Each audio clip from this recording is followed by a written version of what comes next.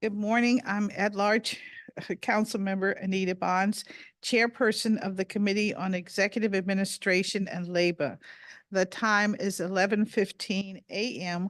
on Thursday, January 11th, 2024, in the new year. We are meeting virtually via Zoom to convene a public hearing on Bill 25-0475, the Initiative Amendment Act of 2023, and Bill 25-610, the Retired Firefighter and Police Officer Redeployment Act of 2023. The hearing is streaming live and is being recorded on the committee's YouTube channel named EAL Committee. Bill 25-0475, the Initiative Amendment Act of 2023, was introduced by Chairman Mendelson and myself. This legislation would amend the District of Columbia Election Code of 1955 to ensure that voter initiatives do not affect the application of funds, consistent with Charter Amendment Number 1 to the Home Rule Act. And ever since the passage of this charter amendment, it has been the law that electors of the District of Columbia may propose laws, except laws appropriating funds. Earlier this year, proponents of an initiative made an initiative subject to appropriations in attempt to circumvent the prohibition against initiatives that has a fiscal cost. The acceptance of initiatives with this clause could lead to more and more similar initiatives on the ballot that will be meaningless because they will never be funded. In the past, there have been initiatives that were denied balance access for violating the prohibition on initiatives that had an appropriated fund requirement. Likewise, there have been initiatives that have received ballot access despite having a fiscal cost. And this can lead to the passage of initiatives that are not fully implemented due to a lack of allocated funding, which can significantly reduce or eliminate the usefulness of the measure itself. For example, Initiative 82, which phased out the tip worker requirement of an allocation of funding that allows the Department of Employment Services to administer the law, particularly as it relates to the development of an online portal that restaurants may use to file wage reports. This has proved very troublesome as the portal has still not been developed, hampering our ability to fully track whether restaurants are complying with the law. We currently have a very robust legislative process by which residents can engage the mayor and the council to allocate funding to the bills that are a priority to the community. And this legislative process is the way that we allocate our resources. The goal of this bill is to establish a clear standard moving forward so that any measure that is appropriating funds or has a physical impact will not be proper subject matter for the initiative process. The next bill on the agenda today is Bill 25-610, the Retired Firefighter and Police Officer Redeployment Amendment Act of 2023.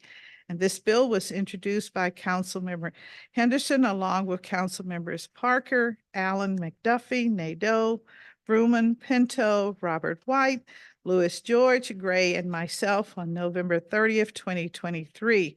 The bill would amend the Retired Police Officers Redeployment Act of 1992 to allow retired officers and firefighters to be employed by the Office of Unified Communications as 911 dispatchers and call takers without jeopardizing their retirement benefits. Generally, a retired district employee who is rehired by the district government will have their salary reduced by the amount of their pension annuity. and this is called annuity offset.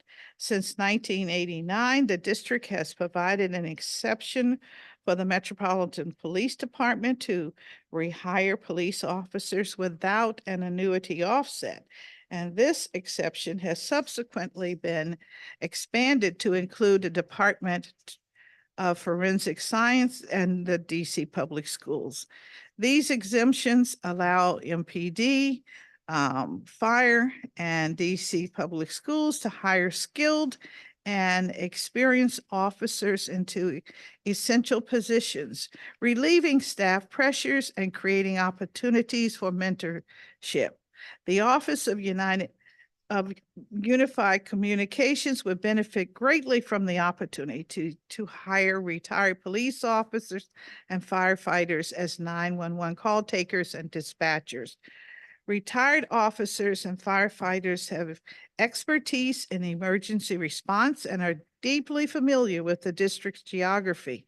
The bill would create a valuable talent pool to address vacancies in the Office of Unified Communications, improving agency operations and reducing the need for mandatory overtime. The provisions of this bill have already been enacted through emergency and temporary legislation. So the purpose of this hearing is to consider a permanent version of the legislation that is already in effect. I look forward to hearing from all public and government witnesses regarding these important bills. And I ask the public to keep their remarks today to 3 minutes as an individual and 5 minutes or less if you are representing an organization. This way, we allow all our witnesses the opportunity to be heard. And before we begin, I want to recognize my colleague, Councilmember Christina Henderson, the author of the bill 25-0610, and ask if she would like to make an opening statement. Thank you, Councilmember Bonds, for holding this public hearing today on this measure. I'm not a member of your committee, but I appreciate you giving me a little bit of time to join.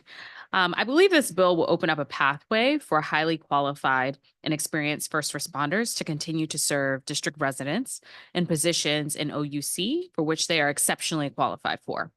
Call takers and dispatchers and the Office of Unified Communications 911 Operations Divisions have stressful jobs that require technical expertise, speed, and accuracy, but there are situations in which lived experience can enhance a 911 call taker or dispatcher's job performance. Retired firefighters and police officers are familiar with the dispatch operations from the FEMS and MPD perspective. They know what firefighters and police officers need from dispatchers when responding to a scene.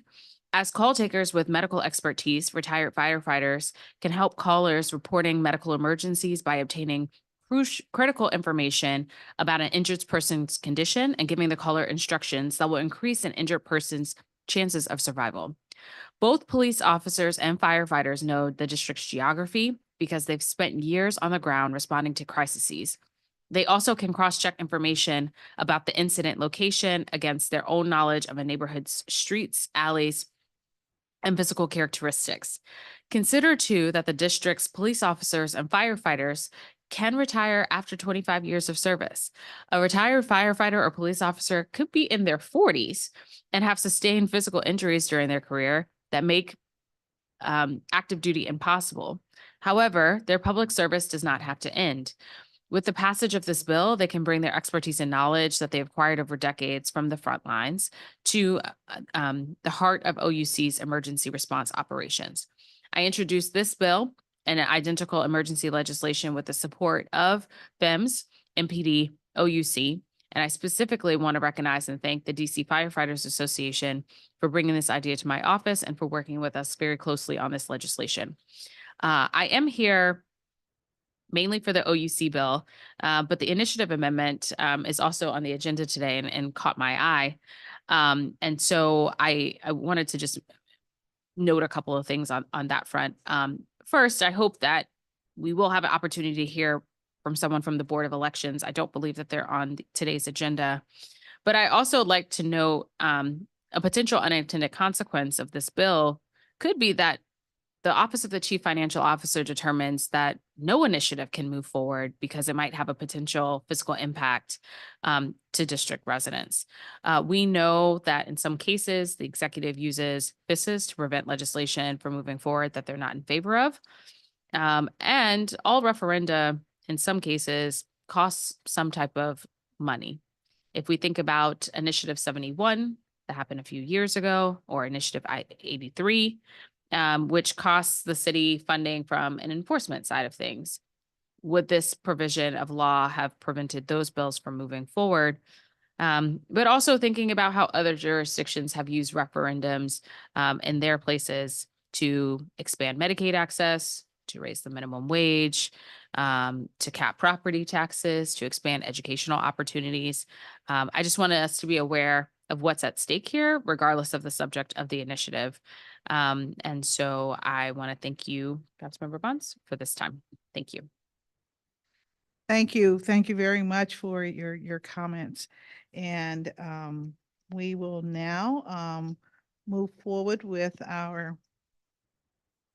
hear from our public witnesses, and we'll start with, I think each panel is approximately 5 members, and we'll start with panel 1. Can you tell me who are available in the room? All right, we'll start with Nicholas Schiller, Abel Ami, Bri Mallan, Robert Vincent Brennan, and Adam Erdinger. And I believe everyone is in the room, and we'll start with Nicholas Schiller. Hello, can you hear me okay? Yes, we can. Thank you. Great. Thank you, Chairwoman Bonds and Councilmember Henderson, and members of the Committee on Executive Administration and Labor. My name is Nicholas Schiller. I'm the Vice President of Minwood Strategies, and over the last decade, I've helped pass every ballot initiative that has gone before voters. I am here today in opposition to B25-0475, the Initiative Amendment Act of 2023. And let me tell you why. Only 24 states and DC let their citizens to create new laws. And more importantly, most states allow their citizens to create laws that appropriate money. Why doesn't DC? Well, the answer is just up the road. It's Congress. When the Charter Amendment was passed in the late 70s that authorized ballot initiatives, recalls, and referendums, there was a fear that allowing citizens to create laws that directly appropriate funds would undermine the Home Rule Act. Thus, this legislation is supporting the continuation of congressional interference. The current prohibition on ballot initiatives being able to appropriate money is bad for DC. A better law would be a charter amendment that lets voters decide if they want to allow ballot initiatives to directly appropriate money. For council members that decry congressional interference, this legislation is a gift to Congress. As Councilmember Mendelson loves to say about ballot initiatives, this legislation is a solution in search of a problem.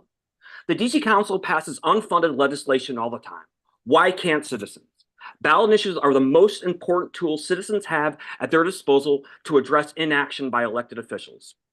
Last summer, when I testified in support of Initiative 83, I gave an example that I'm going to give here today. If citizens demand a new school to be built in Ward 8, but the DC Department of Education refuses to do so, and the DC Council refuses to do so, then under the current law, citizens can band together, collect signatures, and put the measure on the ballot that says, subject to appropriations, we, the people of the District of Columbia, demand a new school be built. If there is no funding, the school will not be built. But the people will have their chance to speak at the ballot box. This legislation seeks to muzzle citizens. There are already dozens of unfunded laws passed by the DC Council gathering dust because they are not funded enough, because they are not seen as important. This legislation also makes the chief financial officer more important than the DC Board of Elections, an independent agency. The current law requests an advisory opinion from the General Counsel of the DC Council and the Attorney General's office. The DC BOE can agree or disagree with their analysis, but this legislation strips their power. Since legislation deals with the DC Board of Elections, I agree with Councilmember Henderson. Why aren't they here today scheduled to testify? Moreover, there is no means outlined for a proposer of a ballot initiative to challenge the CFO's financial impact statement. For example, the financial impact statement for Initiative 83 has a huge error in it. There are $58,000 that's appropriated for election services in 2027, but unless the mayor or the DC council has secretly told the CFO they plan to step down a special election when we need it, there will be no need for that money to be appropriated in 2027. This legislation also overlooks the importance of citizens writing laws that can save taxpayer money. But under this legislation, a ballot initiative that requires the appropriation of $1 to implement but saves taxpayers $100 million the following year will not be able to go forward.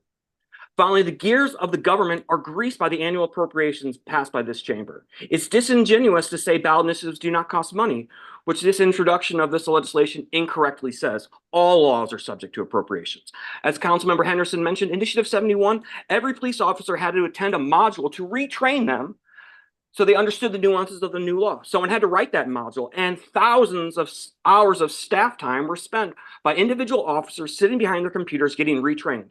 So this law did cost money.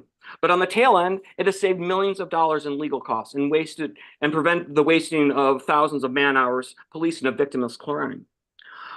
Contrary to what you said about Initiative 82, it was the DC Council's involvement and repeal of Initiative 77 that created the web portal that has not been funded. It wasn't Initiative 82. Initiative 82 was self-implementing, but it did require the expenditure of funds. Someone at the Department of Employment Services had to create a poster twice last year that said that this is what the minimum wage is. So it's not that ballot initiatives can't appropriate money. They already do. But this legislation ultimately says laws cannot be changed by the citizens. Some laws are okay to go forward. Some laws are prohibited. It says the CFO, an unelected official, is now in the business of subverting democracy. I urge the members of the Committee on Executive Administration and Labor to vote against this legislation and let citizens retain the most powerful tool in our democracy. Thank you for your time, and I welcome any questions. Thank you very much for your testimony. I believe it's Abel Ami. We'll hear from you. Yes, thank you. I hope you can hear me well.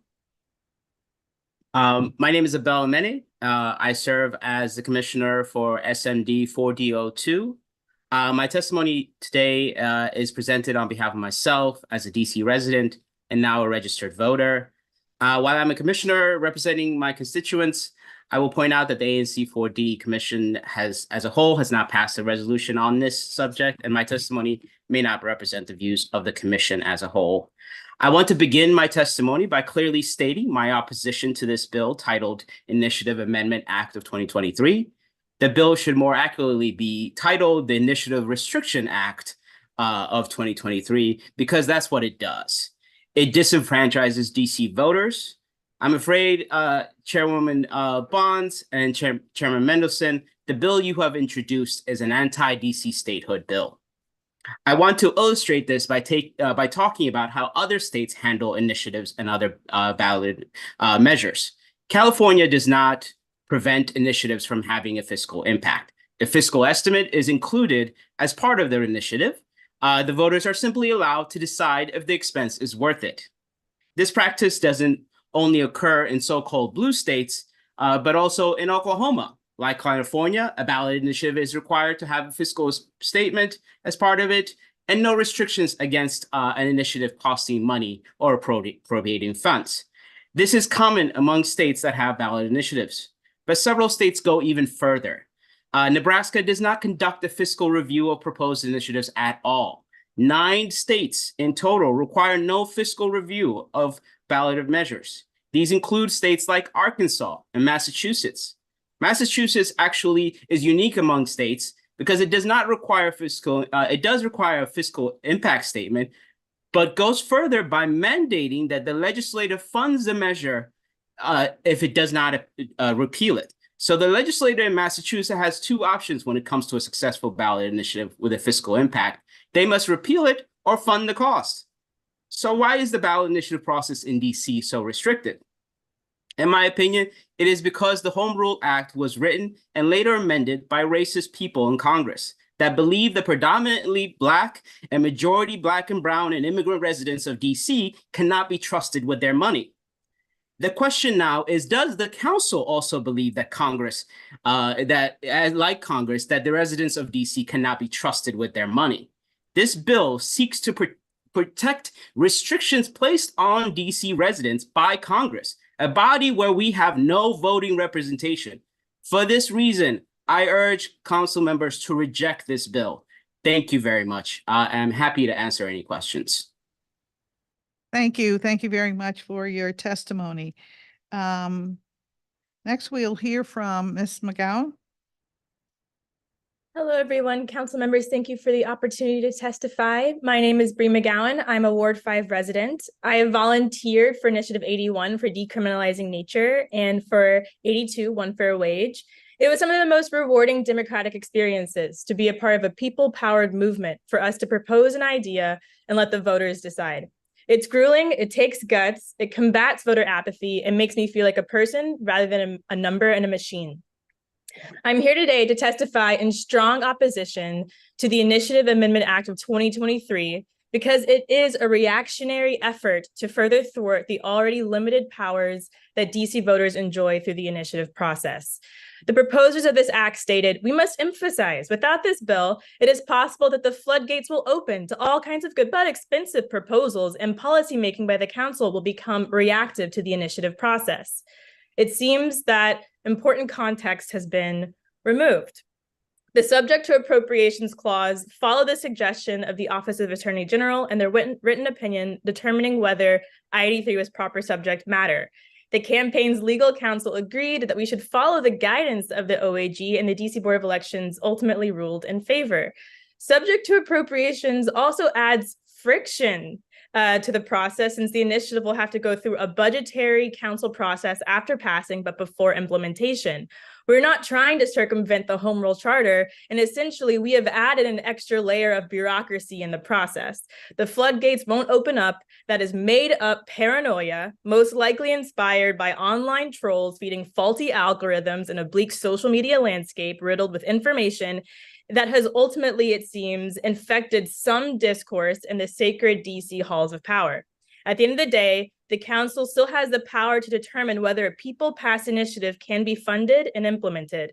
The volume of initiatives that the council will have to consider will still be marginal, as the initiative process is expensive and laborious to get on the ballot. Initiative Amendment Act of 2023 is a sad move by the powerful to chip away at the limited power that people have. At the core, Councilmember Bonds' bill is proposing to take away our ability to suggest substantive and transformative ideas. Thank you for your time. Thank you very much for your testimony. Next, we'll hear from Adam Erdinger.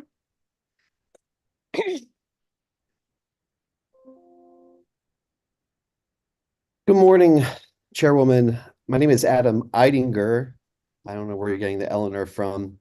I'm the Social Action Director for Dr. Bronner's. I was the proposer of Initiative 71. I was the treasurer of Initiative 81. I was the treasurer of Initiative 82. I'm the secretary of Initiative 83.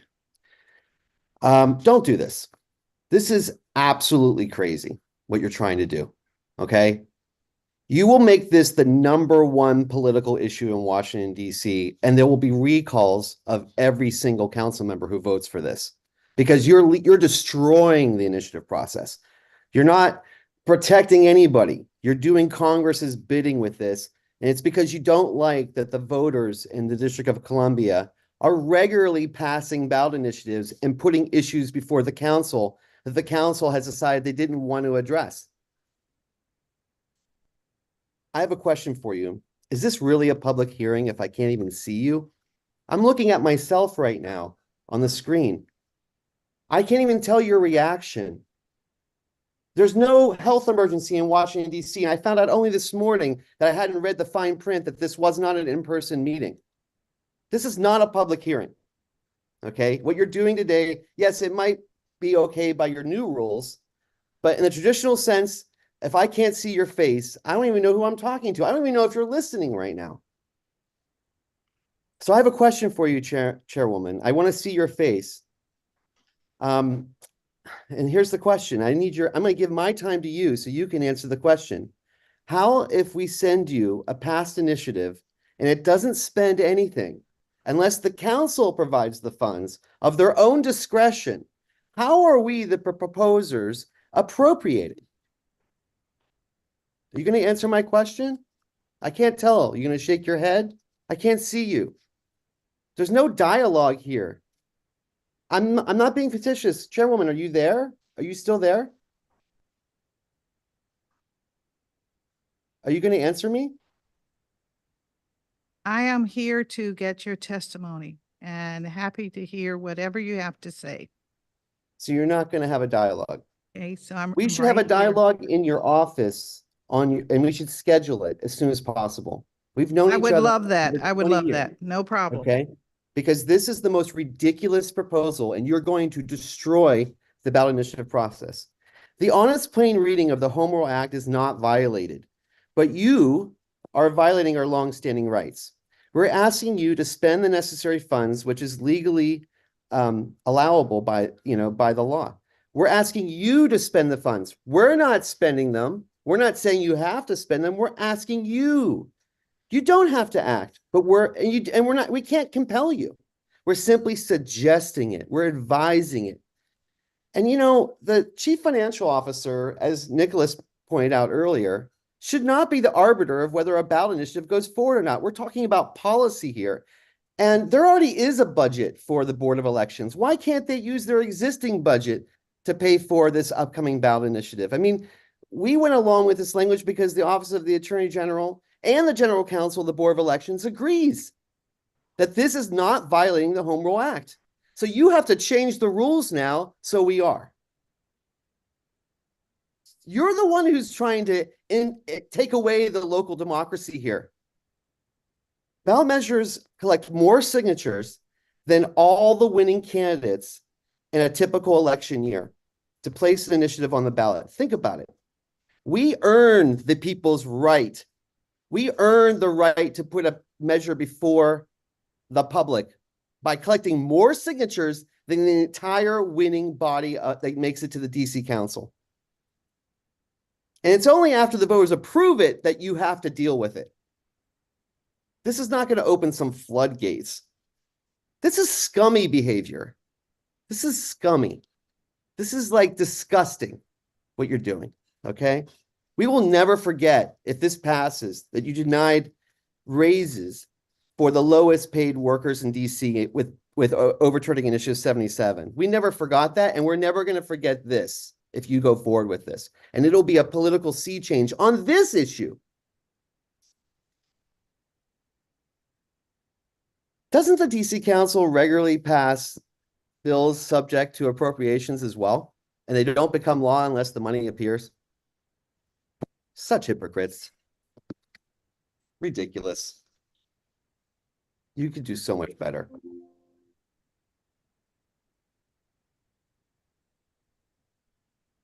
Thank you very much for your testimony. Our last witness in this panel is Robert Vincent Brennan. Brennan? Greetings and salutations, Madam Chair. I am Robert Vincent Brennan. I have held several community-based leadership roles as president, chairman, and board member across the District of Columbia. I am a former ANC commissioner, president emeritus of the DC Federation of Civic Associations, former president of the Bloomingdale Civic Association, chair of the Public Safety Committee of the Ward 5 Leadership Council, board member, DC Open Government Coalition, third vice president, NAACP DC branch, chairman emeritus of the Ward 5 Democrats, chairman emeritus, 5th District Citizen Advisory Council, and a large member of the MPD Chief Citizen Advisory Council. Madam Chair, I am in firm support of B25-0475 Initiative Amendment Act of 2023. Contrary to views of others opposed to this legislation, this bill does not structurally block citizen-led initiatives. What it does do is clarify to the Board of Elections and to the DC Attorney General how the DC Home Rule Act restricts citizen-led initiatives from imposing district government spending. What this bill does is reflect the legislative intent of the Home Rule Act. No more, no less. Madam Chair, I am a native Washingtonian. I grew up in Southeast DC. I attended DC public schools. I am a retired DC veteran. I am a vocal district community activist. I take a backseat to no one in my activism. I am a strong supporter of DC statehood. And unlike some others who declared themselves proponents for district self-government, I have protested and been arrested twice in support of district statehood. I have supported and voted for other citizen-inspired initiatives. Sadly, there are community-based organizations which have as a part of their mission the support of communism and anarchy. I am not making this up. These are their words of organization and purpose. We are not here because there is a desire to restrict citizen views and active participation in their government. We are here because there are community groups and persons interested in district government bedlam and the hijacking of the responsible citizen-inspired legislative initiative process with irrational and misguided proposals as the ballot initiative for district open primary and ranked choice voting. I strongly urge the passage of this legislation. Thank you. Thank you very much for your testimony. My thanks to each of the members of this panel for your strong opinions and appreciate it very, very much. I do not have any questions. I recognize that Councilmember Henderson is still with us and she may have questions. Thank you, Councilmember Bonds. Thank you to this panel of witnesses. I appreciate all of you being very passionate advocates for your positions on these things. I wanted to ask Mr. Branham, I think as you have of this panel, I think you have the minority opinion. So I want to give you a little bit of extra time here. Is that in your estimation, based on how this, as you say, clarification is written, would it allow for any type of referendum to go forward? The bill simply clarifies that initiatives may not impose spending on the District of Columbia. That's all it does. I understand that, but my question to you is, can you conceptualize a situation by which under this clarification, any initiative would be able to go forward?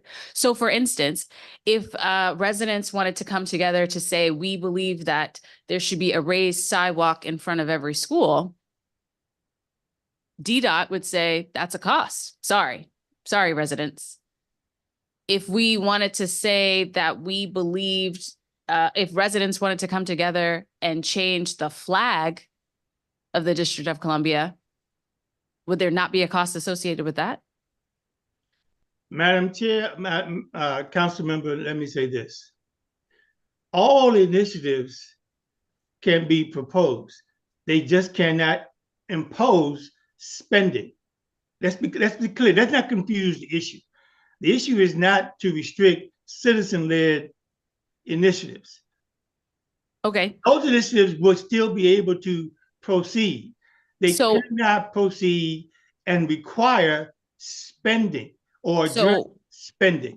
That's what the underlying issue is as far as the ranked choice voting and the other initiative issue is. That's all it is. It clarifies that the initiative process restricts the spending to the council. Okay, so can I ask a question then? Yes, you can. Would Initiative 71 have been able to go forward under this clarification? Initiatives that do not impose spending would be able to go So I think you've sort of answered my question. Yes, this is what I'm sort of saying is like the unintended consequence. I answered your question in accordance with the statute and the Home Rule Act. Okay. I think we're going to have I think we have a difference of opinion. I think the council often passed legislation. In fact, we just did it on Tuesday that had a bunch of applicability clauses that says subject to appropriation, these We're particular not talking sections about can't the move forward. Council Act. I'm sorry, Mr. Branham, that wasn't We're a not question. talking about council. That We're wasn't a talking question, about Mr. initiative. Branham. We're That wasn't talking a about question. I initiative. was just Let's not making a confuse statement. the issue. Let's I not was- I- confuse the issue. Okay, We're I'm done. talking about Thank you, initiative, Councilmember Bonds. initiative, not All right, thank you very much. We'll now move to panel 2. And our testimonies, we'll hear from Ms. Lisa Rice. Do we have panel 2 in the number 7 is? All right, well, would staff announce who is in the room so I'll know who we have? Use your microphone, please. So we'll know who we have, since we have some. Councilmember, we have Miss Lisa Rice, Miss Kesh Ladawedi, Miss Dorothy Brazil, and Mr. Ed Lozier. Okay, all right. So Ms. Rice, we will hear from you first, and then we will hear from Ms. Ladawedi, and then, of course, Dorothy Brazil, and of course, Ed Lozier. Ms. Rice, you can begin when you're ready.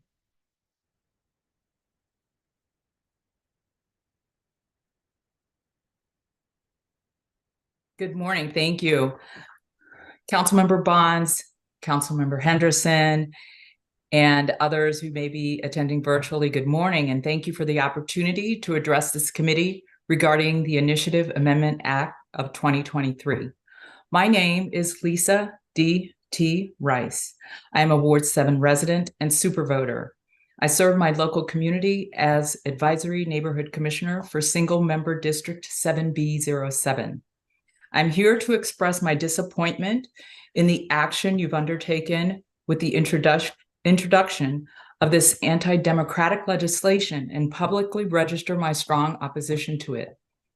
It is a fundamental tenet of democracy that we, the people, have the right to drive public policy.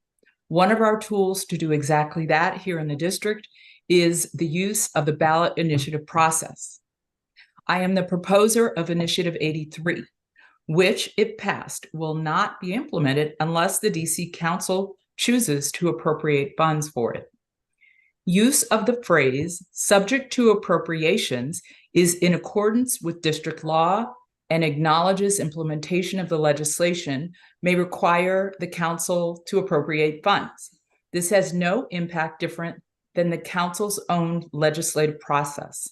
My question is this: why don't you want the people to be able to pass laws in the same way the council does? The Initiative Amendment Act would weaken the ballot initiative process, making it impossible to implement policy voted on by the people, as most legislation requires appropriation at some level. The act puts pressure on the people to walk away from their right to drive legislation via the initiative process.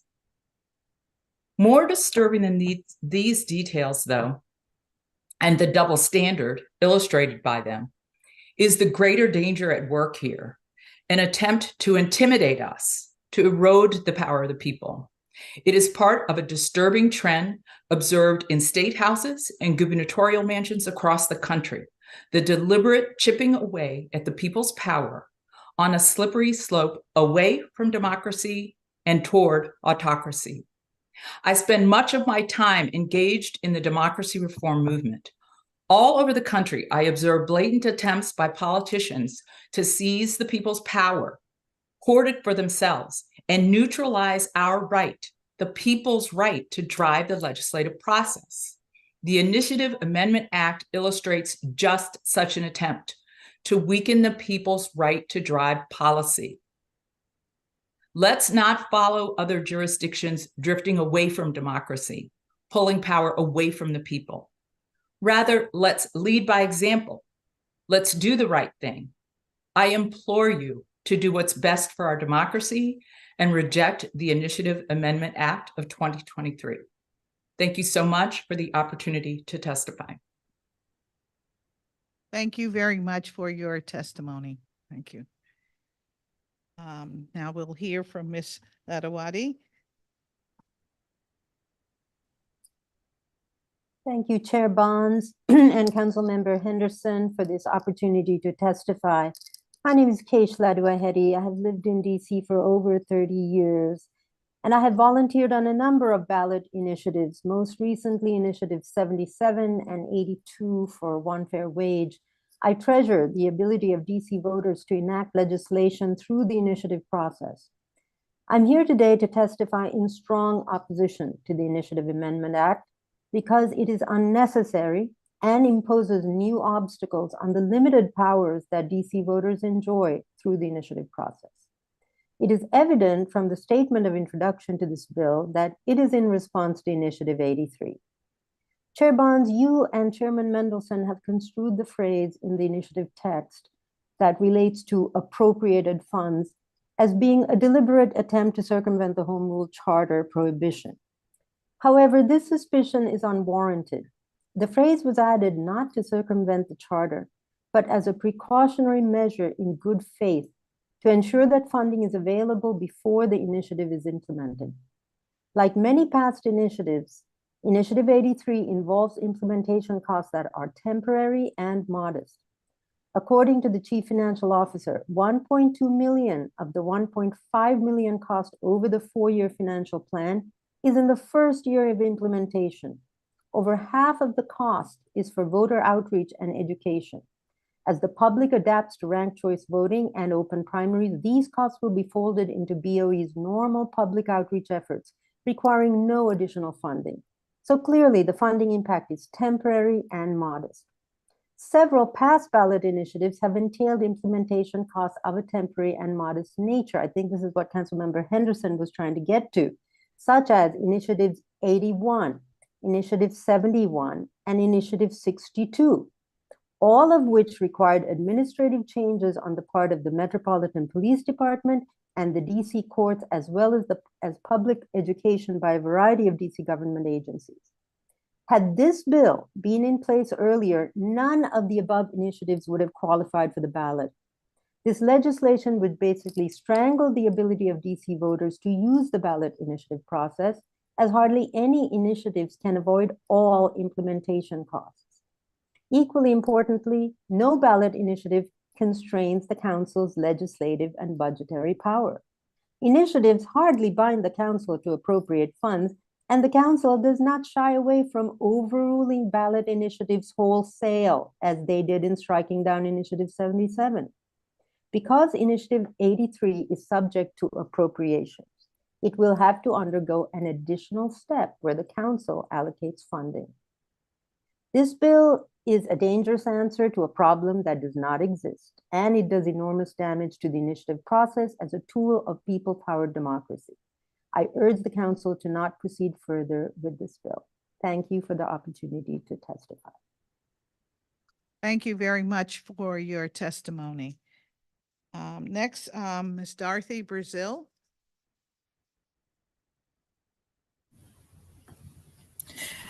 Good morning. My name is Dorothy Brazil, and I'm the Executive Director of DC Watch. And indeed, I would like to begin my remarks by saying that for nearly 30 years, I have been a student of elections and the election process in the District of Columbia. I have seen my share of initiatives and referendums, as well as the efforts of different politicians to make such efforts possible. I had intended to provide a detailed testimony today, but circumstances yesterday precluded my ability to do so. I would like the committee to tell me when the record will close, and I assure them that I will provide a testimony that will include a review of the historical record of initiatives in the District of Columbia and how the current legislation regarding initiatives came to be. First and foremost, let me state my position.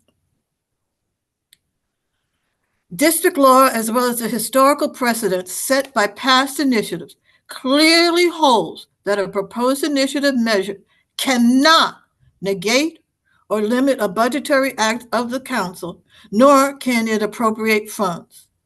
As Nicole Strid, the council's general counsel, stated in her July 11, 2023 memorandum to the Board of Elections, quote, "The District of Columbia Court of Appeals has interpreted the prohibition on the use of the initiative process to propose laws appropriating funds very broadly, holding that it extends to the full measure of the council's role in the budget process."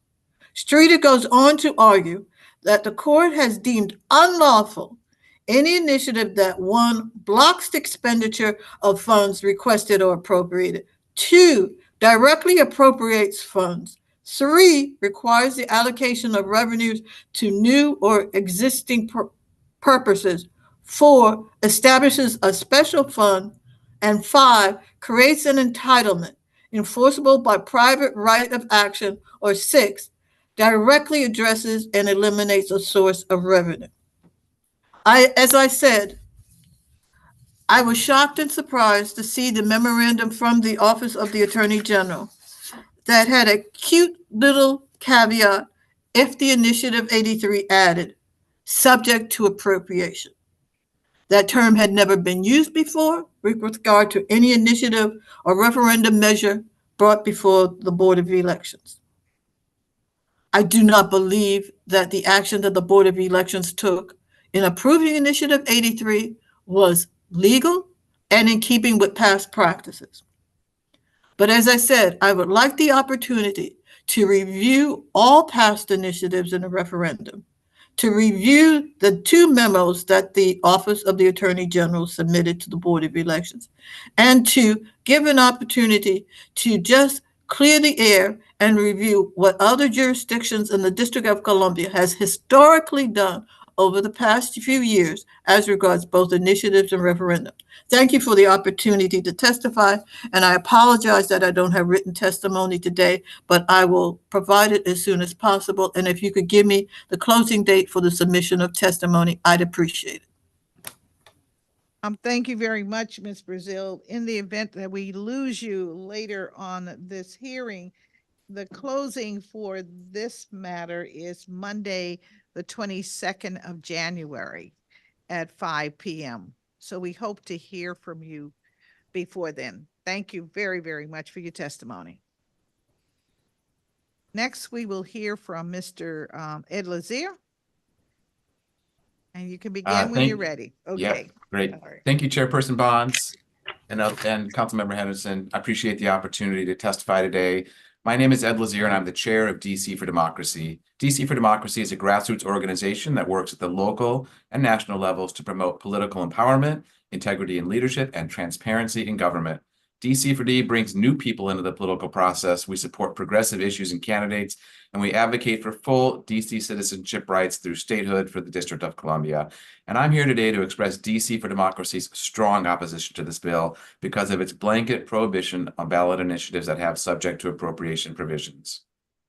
Denying important policy changes from being considered for a ballot initiative because they may have a modest incidental cost would greatly weaken our democracy and restrict an important tool residents have to push for change. The fact that this bill would prohibit the current ballot initiative to bring ranked choice voting to DC is the clearest example of this. In a community fighting for full democracy through statehood, this bill's restriction on democratic rights is especially tragic and disappointing. In the letter, as part of the bill's introduction, Chairman Mendelson argues that, quote, the effect of allowing initiatives that are subject to appropriation is either 1, to put before the voters an initiative proposal that will not be meaningful because it will not be funded, or 2, to seek to bind the council to appropriate funds because this is the voters' will. Yet what Chairman Mendelson is describing is an issue that applies to nearly all legislation in DC that has a cost, whether it's passed by the council or by initiative. Indeed, as you've heard and know, the DC Council often passes legislation that is subject to appropriation because of the restrictions in DC's budget process. The DC Council cannot initiate budget actions and instead must wait for the mayor to act. This means that if the council passes legislation that requires an appropriation, but does so outside of the March to June budget cycle, it almost always is done by making the legislation subject to appropriation. This allows the council to express its support for a policy change and then work in upcoming budget cycles to fund and implement the legislation. The same process should apply to ballot initiatives. It's important to note that many important bills have been passed by the council subject to appropriation, such as the Birth to Three Act.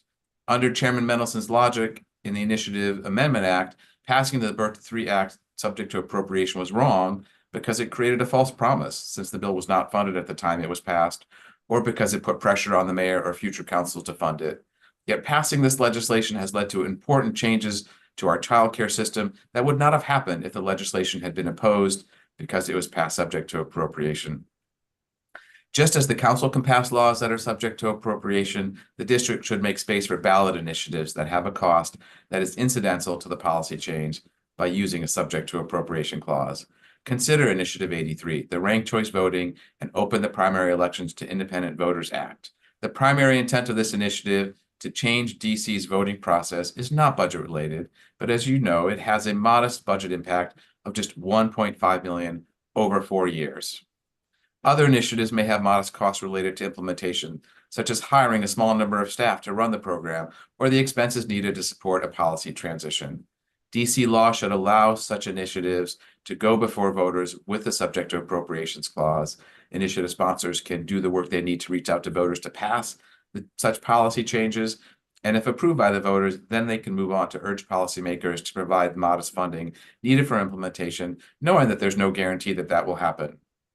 Allowing policy changes that have a modest incidental cost to be considered for a ballot initiative broadens our democracy without interfering in the budget powers of the mayor or council. They should be encouraged, not prohibited.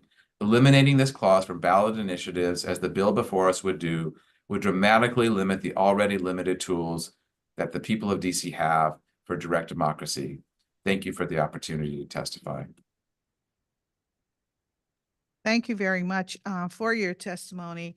And thank you to all of our witnesses today for your very thoughtful comments. And I'll turn to my colleague to see if she has any questions for you, Councilmember Henderson. Thank you.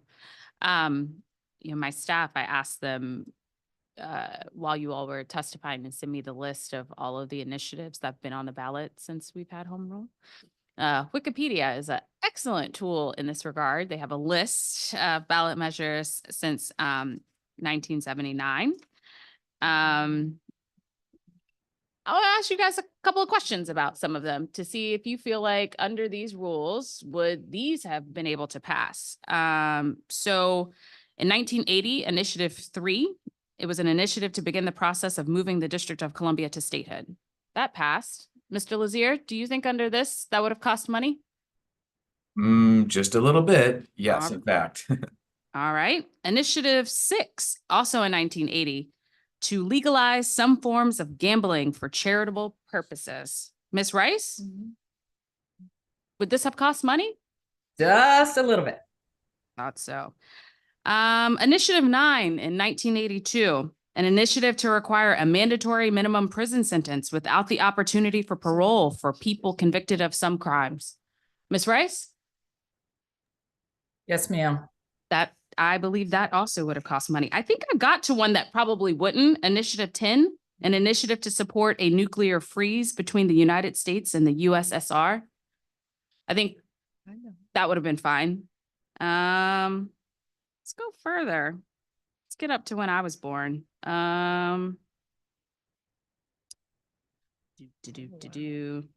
So that's where we're going. Where we were born. There was an initiative on horse-drawn carriages, to limit the individual contribution to local elections. There were term limits. Well, y'all know how that went. That got overturned. I'm just making a point here that there are several initiatives for which people at certain points in our history felt were super important to the movement of the district going forward that did have some type of costs associated with it. And we might not have had that opportunity to have residents weigh in on that particular thing. But I don't want to belabor the point any further. I want to thank all the public witnesses for their testimony on this. And thank you, Councilmember Bonds. Thank you very much. Now we will move to panel 3. And if staff would tell me who we have in the room? That would be helpful. Councilmember, we have Brian Straggy, Laura Fuchs, and Mr. Damiano. Dedamo.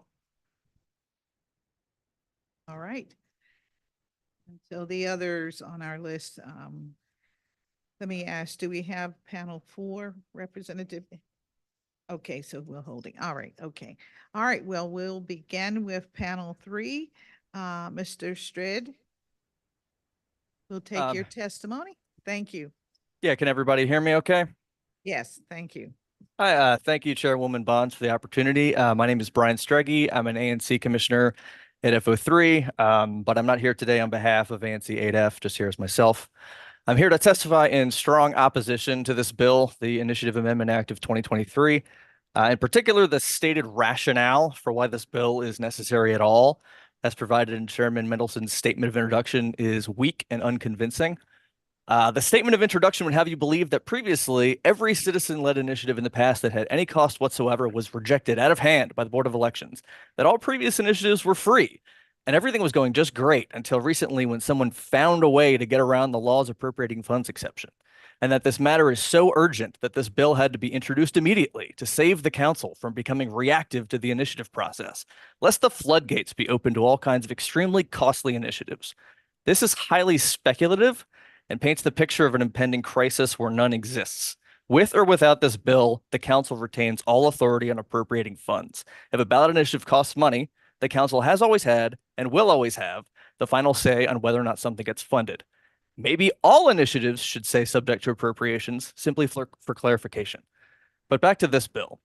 Far from ensuring that the original intent of the charter amendment introducing voter initiatives is maintained, in reality, this bill would neuter the initiative process.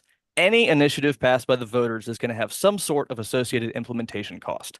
Using the current ranked choice voting initiative as an example, which seems to have ruffled a lot of feathers, election equipment and ballots aside, the fiscal impact statement also includes a recurring line item for outreach and education. Outreach and education and its associated cost, however small, is going to be required for a whole host of otherwise valid initiatives. If this bill is passed, an outreach and education requirement alone might be sufficient to keep an initiative off the ballot, which I hope we can agree would be ridiculous. So call me a skeptic, but it seems to me that what's really going on with this bill is that its authors would rather just not have to deal with the will of the voters at all. It's certainly easier to just prevent voters from putting something on the ballot in the first place by saying it costs $1, rather than having to deal with any politically challenging questions about funding later on. And as a side note, I have my doubts that the author's problem with ranked choice voting is its implementation cost. Anyway, in conclusion, council members, I urge you to vote against this unnecessary and undemocratic bill. Don't be the council that passes the "We Don't Care What the Voters Think" Act of 2024. Thank you. Thank you very much for your testimony. Now we'll hear from Ms. Fuchs. Sorry, was that me? Yes, it is. All right, great. So hello, my name is Laura Fuchs. I want to be clear that I'm against this bill and view it as an anti-democratic move that is meant to remove the power from the people in order to preserve the power of those who already have it. I moved to DC in 2007 and have been a social studies teacher at H.D. Woodson High School in DC public schools ever since. I am sitting in my classroom right now. They're being very quiet for me, which is nice. I grew up in Oregon, a state that has an extremely robust initiative process, a process so robust that we were one of the first states to move to being completely vote by mail so that we could have the time necessary to research and vote on the myriad of issues that get brought to the ballot every year. While a lot of these initiatives were brought by a political party I do not associate with, it did allow me and other citizens to learn much more about how the government worked and my personal thoughts on it. When I moved to DC, I started teaching U.S. government and DC history to seniors. I now have been teaching U.S. government and advanced placement U.S. government courses to students for the majority of my 17 years as a DCPS teacher. In our classes, we learn about various forms of government, and I ask my students what form they prefer. Without fail, after learning about the forms of government, the majority of my students prefer a direct democracy, one that we define as citizens can vote directly on laws. When we begin to learn about how our government currently operates, They learn that the initiative process is one of the few forms of direct democracy that we have, and that it only exists on the local level. Placing undue limits on the people effectively removes our power. Everything in this world costs money to implement. There are no rules changes that do not cost money. My students learn that firsthand when they write their own legislation through the DC Youth in Government program. And they learn when trying to finance it that nothing will cost $0. While I won't claim to understand every in and out of this legislation, it seems to me that it would have the potential to effectively kill the initiative process, thereby removing one of the few avenues citizens have to directly impact their government. In a district that is rapidly gentrifying and a government that has time and again chosen to benefit the few over the many, the initiative process is one of the few avenues residents like my students have to exercise their voices without undue influence from the powerful. It is a chance for DC residents and district government's elected officials to see what citizens really think about issues. Furthermore, the initiative process is one of the few avenues where we can learn what residents actually think about issues and solutions facing our district. We do not have robust neutral polling in this district. So this is one of the few avenues where we can see how people actually feel about the issues, divorced from the people who present them. Ultimately, I believe that it is essential for the preservation of democracy for the students I teach that we reject this legislation and allow the initiative process to continue without undue obstruction. Thank you. Thank you very much for your testimony. Now we can hear from Miguel de Ramos. Can you hear me? Yes, you can. Yes, we can. Thank you. Chairperson Bonds, members of the committee, and staff, good morning. My name is Miguel Trindade de Ramo, and I serve as an advisory neighborhood commissioner for District 1B06, which is the neighborhood of Meridian Hill. Council members, we are living amid a wave of attacks on the citizens' right to initiative. In the past 3 years, legislators around the country have introduced around 250 bills that seek to restrict or to abolish altogether the right to initiative. Some of these bills are almost absurd. In South Dakota, for example, initiative petitions now must be printed in large font and they must fit on a single sheet of paper. As a result, petition circulators have had to walk around collecting signatures on one enormous petition sheet, 3 feet wide by 4 feet tall. The obvious effect of that legislation was to make the initiative process cumbersome, even humiliating. The Ohio legislature has attempted to increase the threshold for approval of an initiative from a simple majority of voters to 60%. The Missouri legislature has proposed increasing it to 2/3. Arizona lawmakers are attempting to dramatically raise the signature requirement for initiatives. The Arkansas legislature has already been successful in more than tripling the signature requirement in that state. Lawmakers are determined to undermine the initiative process everywhere it exists. 250 bills. Just as state legislatures are restricting voting by mail, closing polling places, and disempowering election officials. Why? To keep citizens out of the business of lawmaking, to prevent citizens from engaging in the basic democratic exercise of adopting a popular policy. Medicaid expansion, anti-corruption laws, campaign finance regulations, abortion access. State legislatures do not want the citizenry to intrude on their preserved lawmaking, and they are working diligently to keep us out. 250 bills. Let's call it 251. I never expected to see an anti-democratic bill which seeks to restrict the right to initiative introduced in my state legislature, and yet here we are. The Initiative Amendment Act would open the door to rejecting practically any initiative on the grounds that it may entail some expense to the district. Any change in policy can be construed as entailing some expense. Councilmember Henderson is right to point out that a proposal as straightforward as changing the district flag would at least entail the expense of sewing new flags. If adopted, this standard would be just as absurd as the 3 by 4 foot petition sheets in South Dakota, rendering the initiative process almost laughable. This mechanism is a blunt instrument, just like those in Ohio, Missouri, Arizona, Arkansas, to keep the people as far away from power as possible. Does this council associate itself with the legislatures of those states?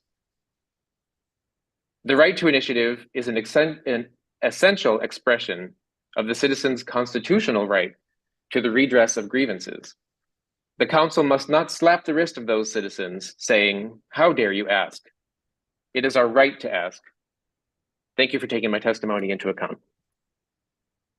Thank you very much for your testimony, and thanks again to this entire panel today's purpose was to hear from the public in particular on this measure. And so I thank you all very, very much. I will turn to my colleague to see if she has some questions of any of the witnesses today. Thank you. I don't have any questions for this particular panel of witnesses. I do appreciate your testimony. And Commissioner DeRamo, I hope that you submit your written testimony for the record, because I believe the examples of what's happening in other jurisdictions, I think, is helpful context to this conversation at this point in our nation's history. But thank you all for being here. So thank you all again for your testimony, and it will all be a part of the record. Again, the record on this bill 25-475 remains open through 5 p.m. on January 22nd. So we will receive all written testimony that accumulates through our process. And thank you again. Today's hearing also includes Bill 25-610, Retired Firefighter and Police Officer Redeployment Amendment Act of 2023. And I believe, do we have a public witness? All right, we do have one public witness, and we listed as panel 4. So we'll hear now from the president of the Firefighters Association, David Hoagland. Excuse me. You can begin when you're ready, sir. Okay. Thank you, Councilmember Mons. Good morning, and good morning as well to Councilmember Henderson and members of the Committee of Executive Administration and Labor. I am David Hoagland, President of the District of Columbia Firefighters Association, IFF Local 36, AFL-CIO. The safety of our members is our #1 priority of our organization.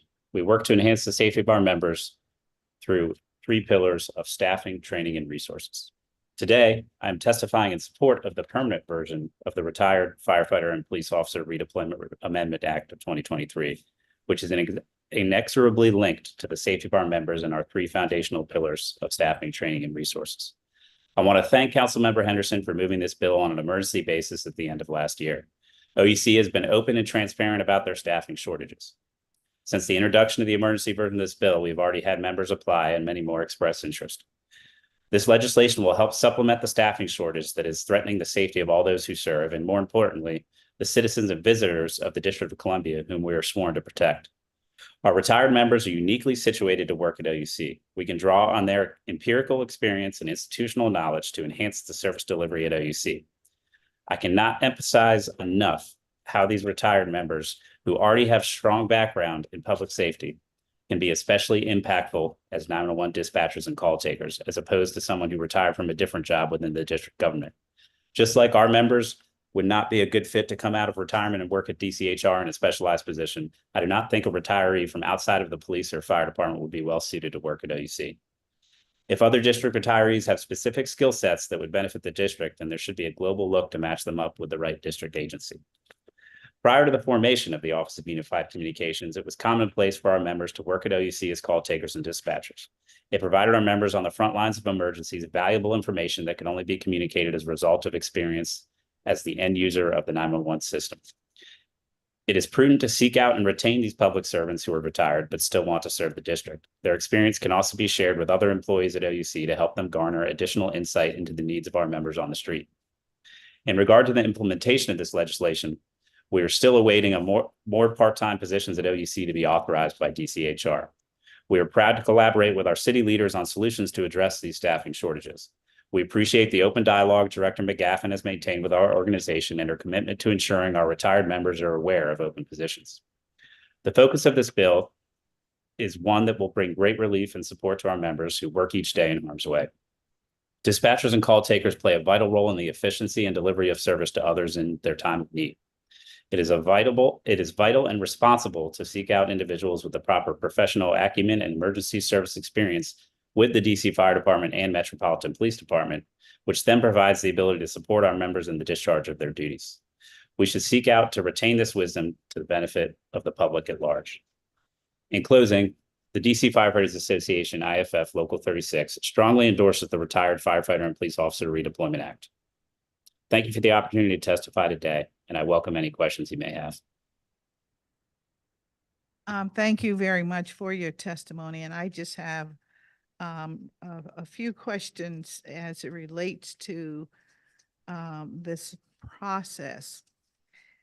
As you know, I've heard from a few members of the community of DC workers, and their concern is, of course, as always, why not open this process up to other retirees from DC government that may have very strong knowledge of the geography of the District of Columbia, that may have been in employment situations that would lend itself to responding quickly and to emergency situations and what have you. And so I wanted to get an understanding of where firefighters might fall on that particular issue. So if you could give me a little time on that, I would appreciate it.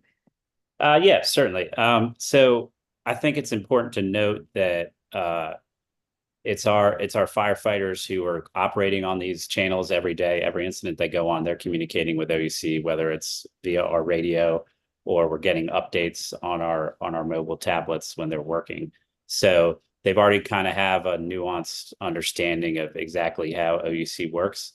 So I think that's why, we specifically targeted this bill to sort of capture that experience and knowledge, because it's not only about geography, right? It's about how you respond to a medical emergency or another incident, or having an understanding of fire behavior, for instance, and you're up with a caller on the other line and you're trying to figure out if you should send a complete assignment of fire trucks for a house on fire, or if this is a fire that's out and it requires less of an emergency response. I'll give you another example that I've heard from our members that I've been sharing in the realm of this legislation, right? We're in a very tight labor market right now. So creative solutions like this, I think, go a long way. The Department of Buildings is responsible for fire inspections of new buildings and buildings under construction, and I believe under renovation.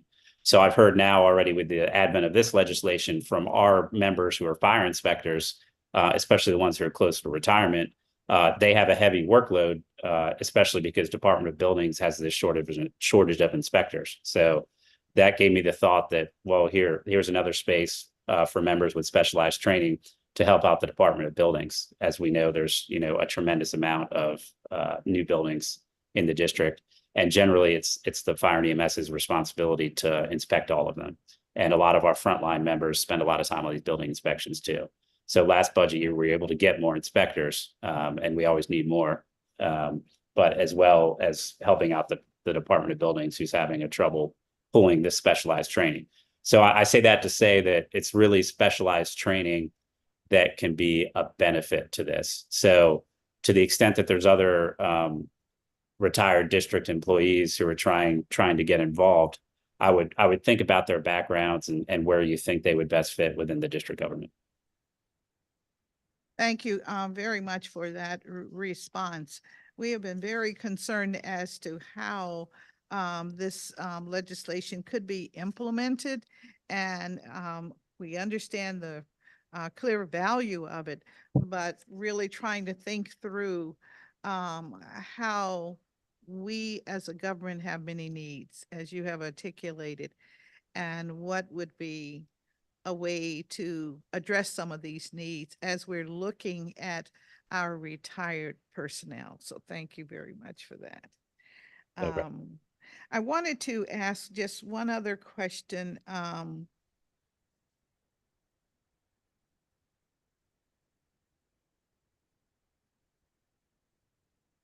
You mentioned the Department of Buildings.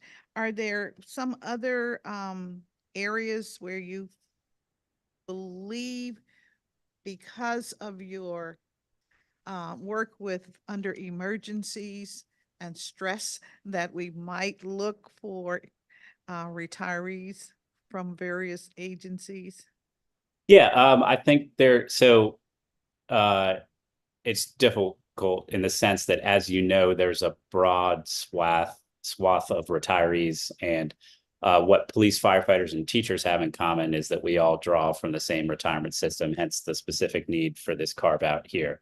And to the extent that there's other district employees out there with inside different defined benefit plans, I think they can be helpful. Homeland Security and Emergency Management Agency comes to mind, but I can't give you any specific anecdotes or requirements in terms of, that's a relatively new agency that hasn't been around for a long time. But emergency management training is something that's very specialized. So when there's like this rain and windstorm that blew through the other day, right? There's not just the need for the emergency response, but there's the aftermath and going through to clean up and address the lower priority concerns of residents that aren't necessarily life safety, but might be a flood or something to that effect. So I think anybody with experience in those areas, right, we should take a look and see where they could benefit. But what I want to emphasize in this case is we really are in a staffing emergency, right, across the public safety space in the district. So I don't want this emergency to be slowed down or diluted because we're taking a stronger look. I think as we take a stronger look, we will happily support additional amendments to this legislation, et cetera. But in the meantime, we're in a very strong crunch right now, and I think it's important for us to get this legislation enacted on a permanent basis as soon as possible. Thank you very much for that. And can I ask, how many, what do you think is going to be the level of fulfillment in utilizing this legislation? That is, do you have any estimates of the number of retirees that might be willing to step forward and take on this assignment? Yeah, so in my conversations with the director, for instance, at the Office of Unified Communications, they operate on 4 shifts and different hours, but similar to the way that we operate. So I already know of one member who was disability retired, who's in the hiring process now. And then I have several other members, I would say about 20, who are waiting on the part-time announcement to come out from DCHR. And I know Director McGaffin's working hard to get that because I think the part-time is well suited to them. And I've also been in communication with a few who are looking at full-time positions. So given the amount of vacancies, I think they look to have about 9 dispatchers on all 4 shifts, and they've only got about 3 assigned to each shift right now. And I've heard that many of them are off on extended leave and absences. So there's been occasions where our members have been operating through our Fire Operations Center, where it's been communicated to them by OUC that they have very few members available on the floor to do 911 communications, and asking our Fire Operations Center to step in and help where they can. And that's obviously concerning because the Fire Operations Center has their own responsibilities. So I think I'm excited that we have a lot of members who are interested, because while they still need to go through OUC's training and the specific training to being emergency medical dispatcher, even though they might already be an EMT or a paramedic, they're already naturally attuned to that, and I think can get through the training quickly, and we can have an immediate impact and fill those vacancies. All right. Well, you mentioned something about the Fire Operations Center, which is located at the Unified Communications. So it's actually at our Engine 16, which is around 13th and K Northwest.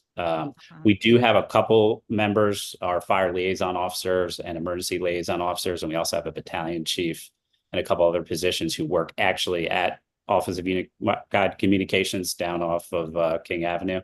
But the Fire Operations Center actually operates remotely from OUC. Right. I guess my question is, with the retirees coming in to augment the work of Unified Communications. Is there, you made a reference to these individuals would be knowledgeable and know what kind of equipment to deploy and what have you.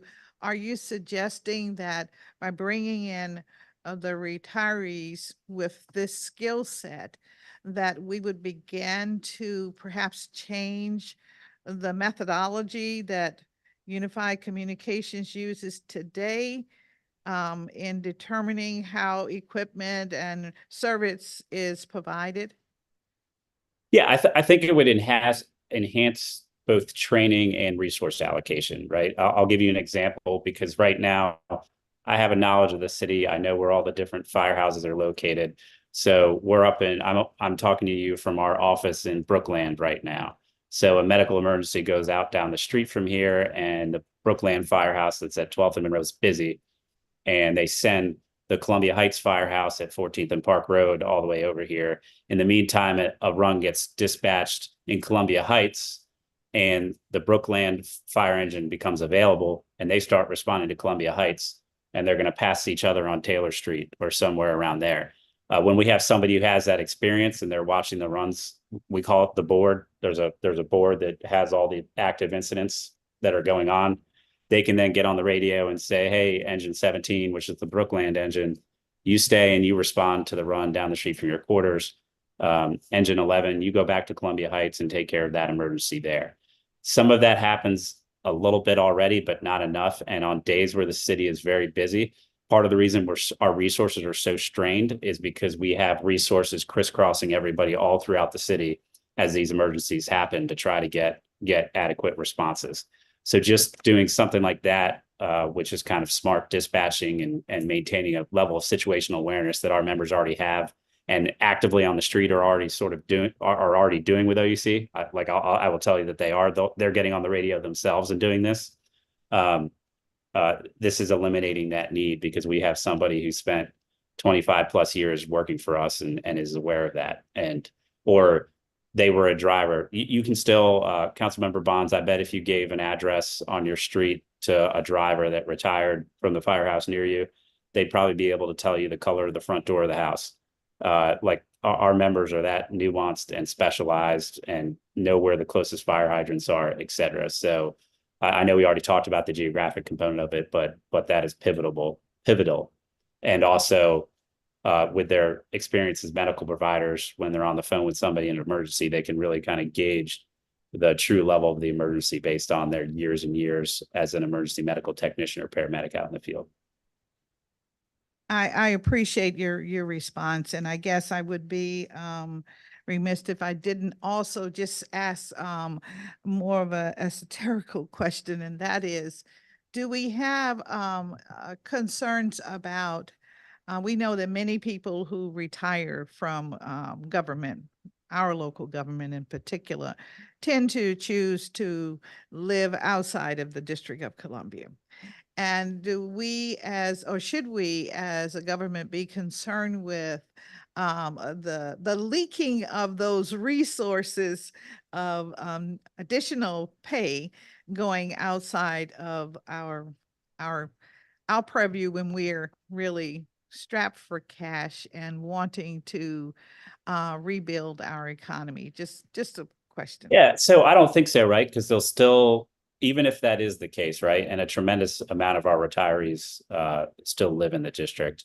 And there's some additional legislation that our organization is planning on proposing that gives a tax credit for retirees to stay in the district to incentivize them to stay here rather than move to another state that has tax breaks for retirees. So we'll be in touch about that one. Okay. But they're still, even if they're outside of the city, they're still commuting to the Office of Unified Communications, right? So we're still having them come into the city to work. And if they already work in the city, they're going down there and they're supporting that area. I think it's a little less, it's a little different in the sense of kind of once you get to OUC, you're there and you're staying. It's not as like if OUC was downtown, that might be a different conversation because you might be leaving OUC on your lunch break and frequenting those various restaurants in the area. right? But OUC, because of the nature and the sensitive nature of the work they do, generally try to stay within the secured facility where they're located. But I don't have any concerns about revenue somehow being driven away because they still need to remain geographically close to work there. All right, well, thank you very much. And I'll turn to my colleague. I'm sure Councilmember Henderson has questions that she wants to pose to you. Thank you. Thanks, David, for being here and for the work that we've done together. I don't have a lot of specific questions because I feel like Councilmember Bonds has covered so much of it. I am curious, though, have you heard from your counterparts from the police union in terms of how this has been going for their members, retired members? I will check in with them. I need to check in with the chairman anyhow, and have him, to the extent that he can, submit some written testimony related to this hearing. But in my conversations that I've had about it since it's been passed, they were communicating it to their retired members, and they were very excited about the opportunity because they have a lot of similar anecdotes that we do when they're dealing with the MPD side of Office of Unified Communications in terms of dispatching, call taking, et cetera. Great. Well, thank you for that. I think that perspective would certainly be helpful as this covers both. And Councilmember Bonds, I hope that we can ask for Director McGaffin to perhaps submit a written statement. I've had conversations with her about, their support of this bill, but I think that that's important in terms of a fullness of the record, that this isn't something we're doing in a vacuum. Yes, most definitely. And we have also received some comment from the Metropolitan Police Department. So yeah, so we're trying to get all of this information together. In fact, we are going to, you want to do a All right, we're going to break in a few minutes, and then we'll bring on the Director, Department of Human Resources. So we want to really thank you very much for your testimony today.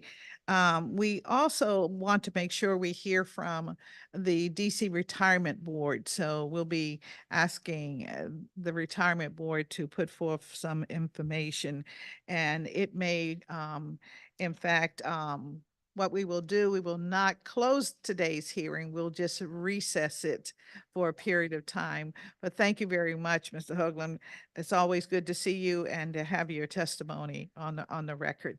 And tell all the firefighters, keep it going. I will. Thank you, Keep it Councilmember. going. Thank you so very much. And to the extent it's helpful on your DC Retirement Board comments, they're already familiar with this given the MPD senior officer program. So I don't think it's there'll be too many logistical challenges there. All right. Thank you so very, very much. And so we will now take we think 10-minute recess very quickly and come back and don't know.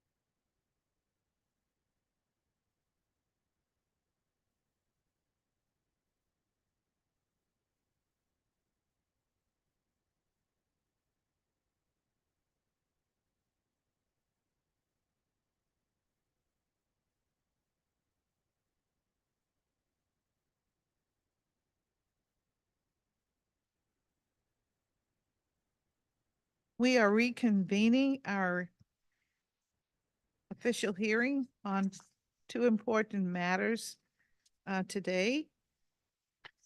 And they are Bill 25-0475, the Initiative Amendment Act of 2023, and Bill 25-0610, Retired Firefighter and Police Officer Redeployment Amendment Act of 2023. And so we have one additional member of the public that would like to provide testimony, and the testimony is on Bill 25-0475, the Initiative Amendment Act of 2023. And do we have Ms. Brown in the room? All right, we will hear from Ms. Deirdre Brown. And Ms. Brown, we apologize. We have your testimony, but we did not realize that you were in the room and available to testify in. So we'll take your testimony now.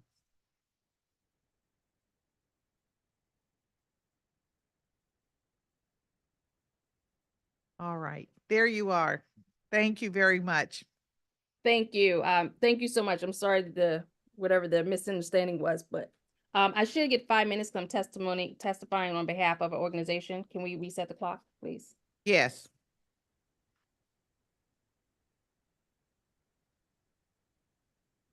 Okay.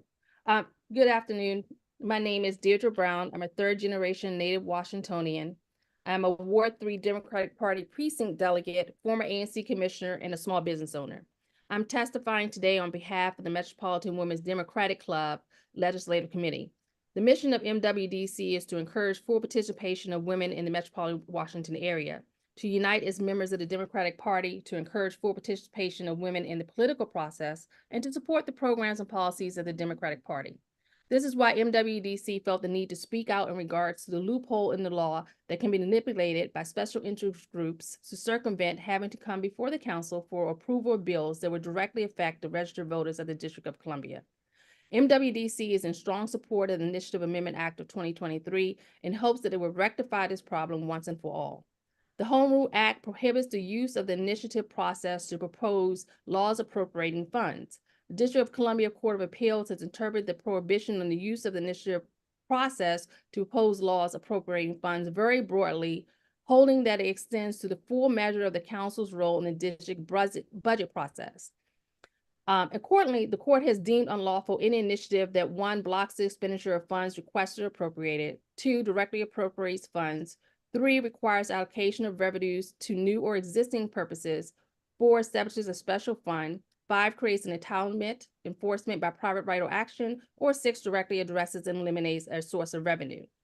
Recently, a ballot initiative was approved by the Board of Elections as proper subject matter, even though the initiative would appropriate funds. The loophole used by the proposers of the initiative was to state in the text that its implication would be subject to the date of inclusion of its physical effect in an approved budget and financial plan. This attempt to circumvent the court and the rule of law by adding a subject to appropriations clause is in direct violation of the Home Rule Act's prohibition on initiatives that are laws appropriating funds. I have included in my written testimony multiple court cases that have shown that the court has held that when a bill appropriates funds, it is not public subject matter. However, what I want to point out today is that the Initiative Act of 2023 will not change the ballot initiative process and will continue to allow voters to place initiatives that do not appropriate funds on the ballot. However, the act will prevent any future abuse and circumvention of the Home Rules Act prohibition on ballot initiatives that appropriate funds for being approved by the Board of Elections. Regardless of how temporary and modest proposals of an initiative may feel the physical impact may be, the Home Rule Act is clear that such initiative must go before the council and are not proper subject matter for a ballot initiative. I'm adding to my testimony orally following statements. The testimony opposition to this initiative has included several interesting arguments, like comparing DC to other states that have no subject to appropriation clauses. Well, as a third-generation Native Washingtonian, I find this comparison irrelevant. The district is a leader, not a follower. We do not allow outside special interest groups who want to interfere with how we legislate and pass bills. Nevertheless, let's not let the rhetoric confuse why we are here today. We're not here today to discuss changes to the Home Rule Act. We're here to discuss how to protect the Home Rule Act and to enforce the current laws as it stands by closing this loophole that's being abused and manipulated by some. Councilmember Henderson has repeatedly today stated that she thinks this initiative will have unintended consequences and has gone over and above to present examples of initiatives that may have appropriated funds in the past. Okay, but that is not the point of today. If the council member thinks the initiatives that appropriate funds should be allowed on ballots, the council member has the power to bring a bill that would change and or amend the Home Rule Act. But as the Home Rule Act stands today, and as our courts have clearly ruled, no ballot initiative may appropriate funds, and today's proposed initiative amendment act will ensure that our Home Rule Act is not eroded over time by such ongoing disregard for its enforcement. Thank you for your time. Thank you very much, Ms. Brown, for your testimony, and it too will be entered into the record. And we're sorry you were in the room and we didn't see you. Thank you. As chair of this committee, I have made a point of not doing rebuttal or follow-up with the witnesses because a few years ago, I had an opportunity as an individual to express my preferences, so I don't want any confusion today. So that is one of the reasons why I will not be following up with you on this, but I do thank you so very much for your testimony, and it will be included in the record. Thank you again. Thank you. For your patience. And Happy New Year. Happy New Year. Thank you. All right.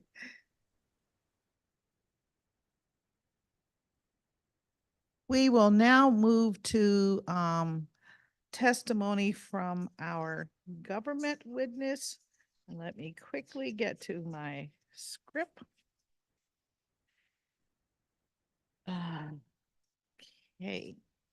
And we have Mr. Hall, the Director of the Department of Human Resources, available. And this is really Reverend Charles Hall Jr., to be correct. Mr. Director, are you available?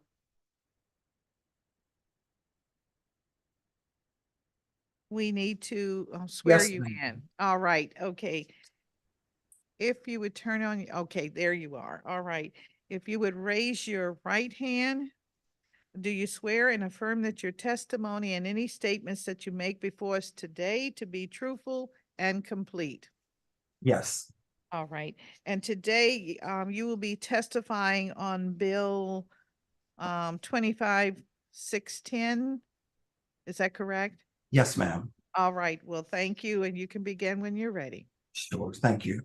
Good afternoon, Chairperson Bonds, members and staff of the Committee on the Executive Administration and Labor. My name is Charles Hall, and I serve as the Director of the DC Department of Human Resources.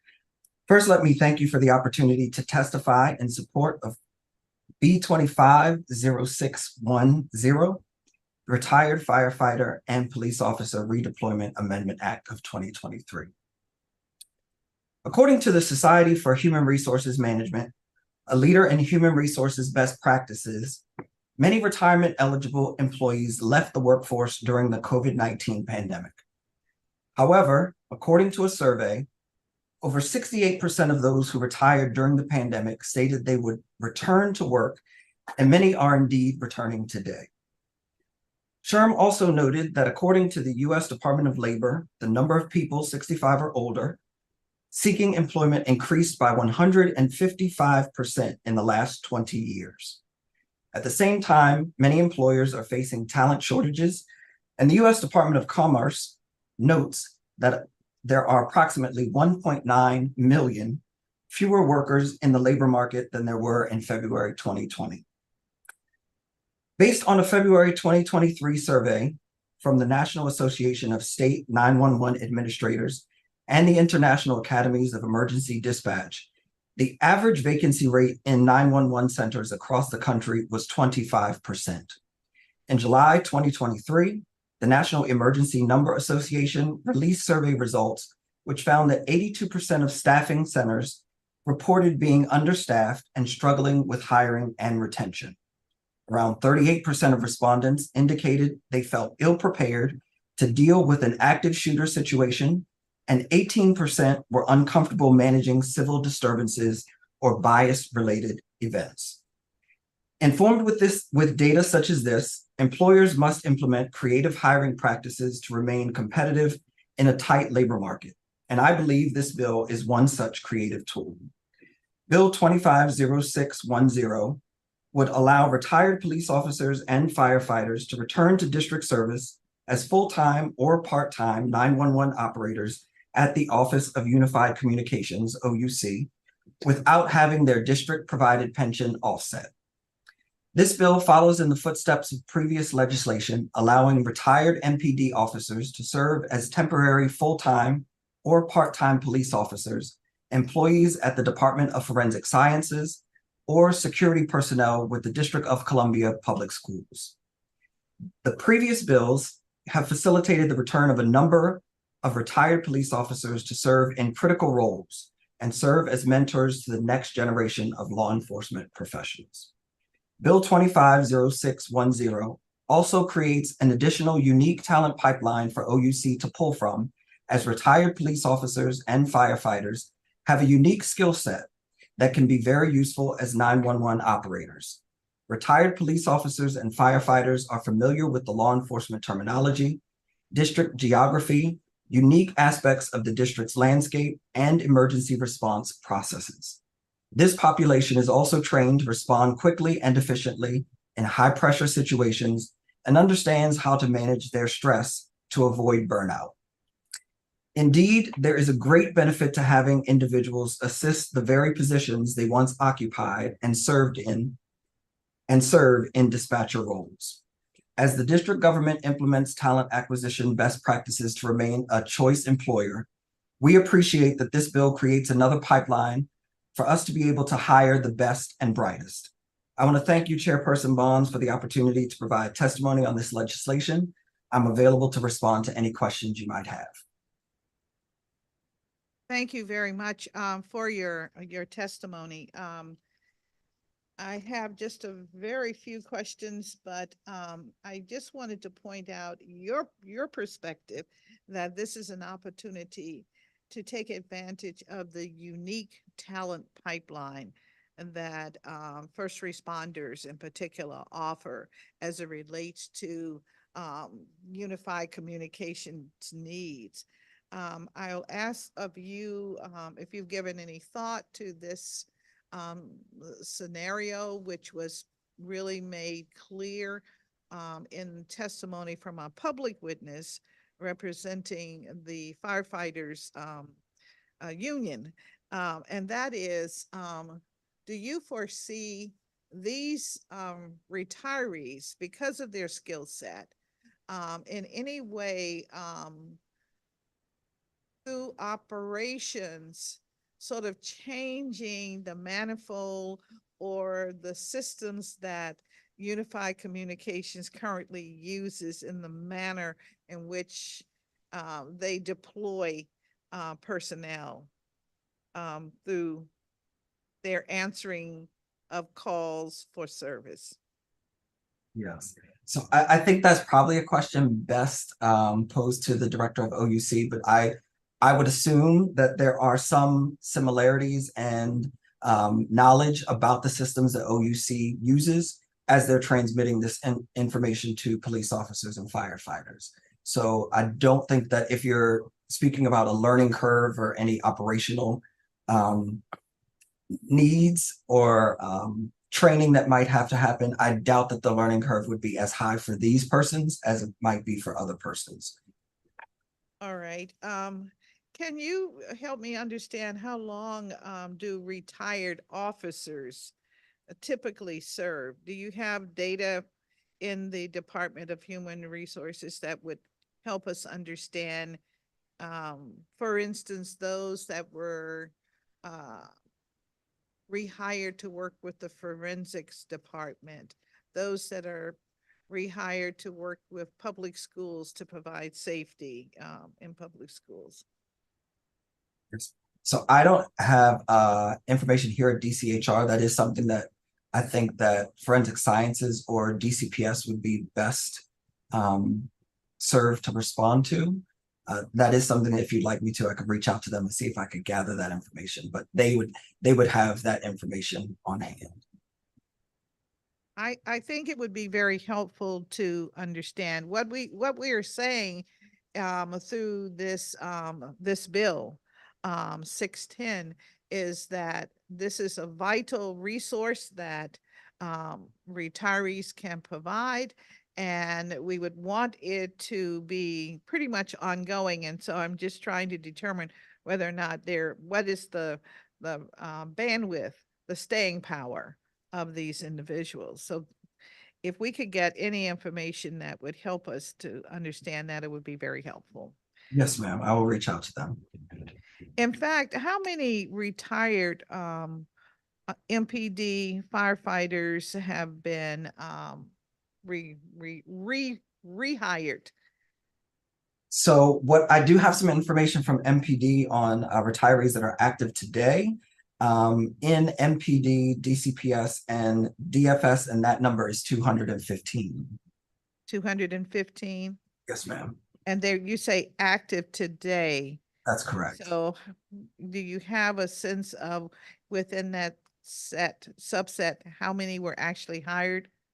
Was it 400 or 300 and only 200 decided to stay, or? Yeah, so those are the number that are actually actively working at this time. And that's MPD retirees. This is MPD. Yes. All right. Do you have numbers for firefighters? I do not, but I can reach out to them. All right. That would be very helpful. Okay. Would you also check with, I guess, then public schools to see how many? And could we get, let's say over the last 5 years, how many were hired and how many have retained, or as you call it, that are active today? Yes, and that's for FEMS? Yes. Okay. MPD. And of course, for public schools, where we have some helping with public safety there. And also, I guess we should round it out by asking the average age of those that are rehired.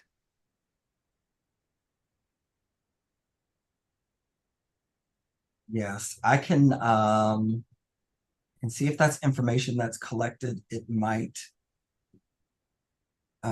get a little bit tricky, but let me see what information I can find out. All right. Well, I tell you, one of the arguments for implementation of this bill has been that we get an opportunity to hire individuals that are, let's say, around 45, years of age, and that means that they could have a very long career in this unified communications world. So, just trying to see if that's real, or are we thinking that we will be rehiring persons who are, let's say, 70? Just trying to get a sense of what might be. And to that extent, I'm also wondering if this is an opportunity through this bill to look at opening rehiring to all DC retirees, provided they have a particular skill set and would be familiar with the terrain, that is the geography, the kinds of emergency situations that we would encounter. Do you have any thoughts on that, sir? Yes, ma'am. So retirees would be able to apply for positions as they like. And so if they're interested in a position at OUC, they would still be able to apply for that position. I think that what this bill does is speaks to the unique skill set that firefighters or police officers might have and their familiarity with the process that OUC uses. All right. Okay. Well, I appreciate that.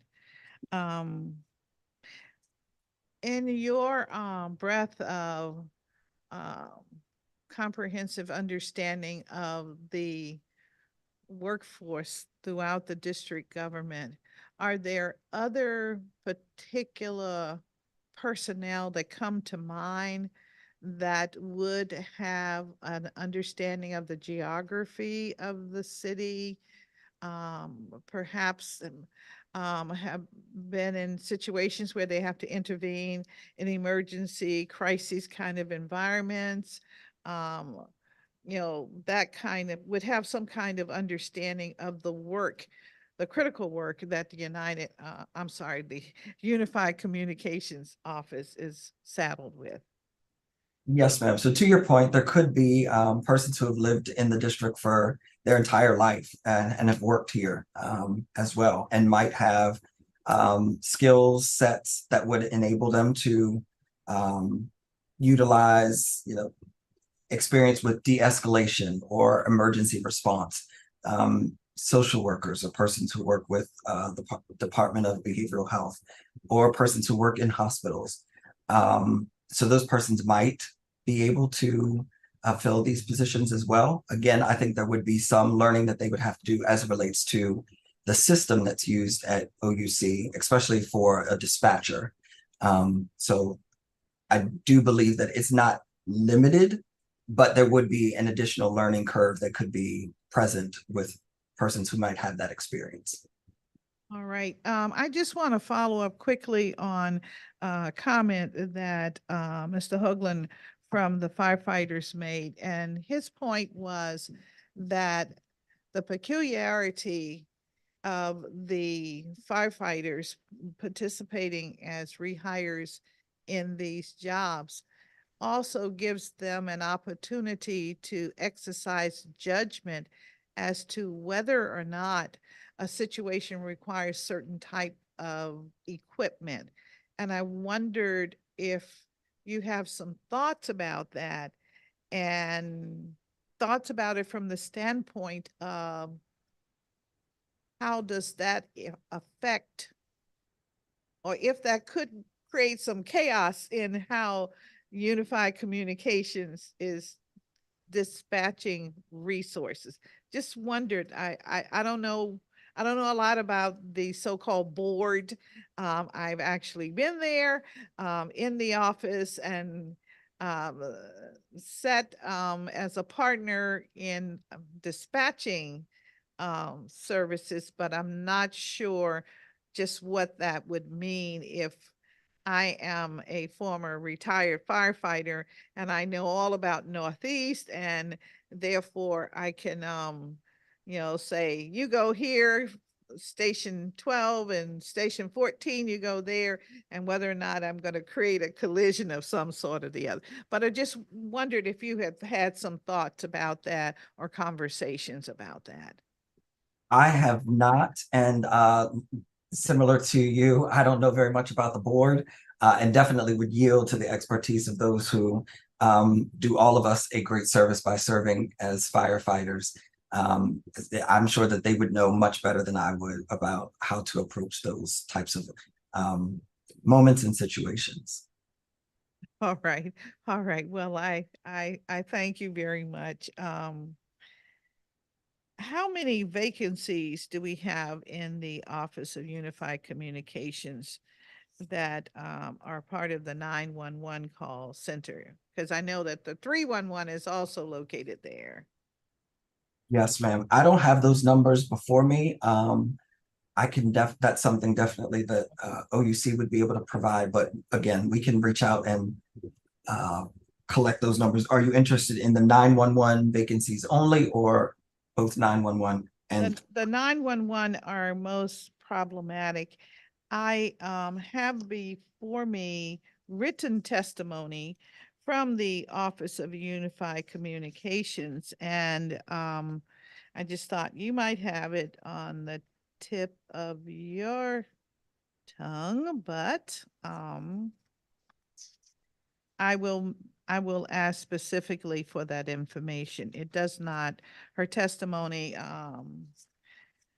the director Heather McGavin's testimony does not include that number. It just simply reminds us that really and truly there's she gives us more national statistics, that of the more than 6,600 911 centers in the United States, they're faced with challenges across the country.